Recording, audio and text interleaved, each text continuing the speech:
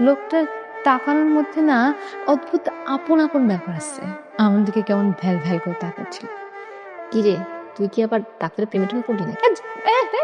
না মানে আমি বলতেছি আর কি, লোকটা তাকানোটা একটু মায়াবী আর কি। ওনাকে ঠিক চিনতে পারলাম না।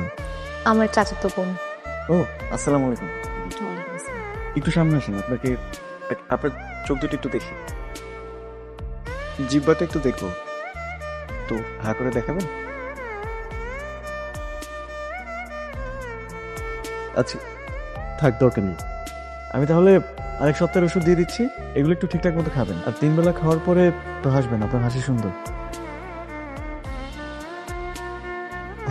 হাসলে তো একটু মন স্বাস্থ্য ভালো থাকে, তাই না? আপনার অসুখ হয় না? না, হয় না। তো আপুকে নিয়ে আসবেন আপনি। ঠিক আছে।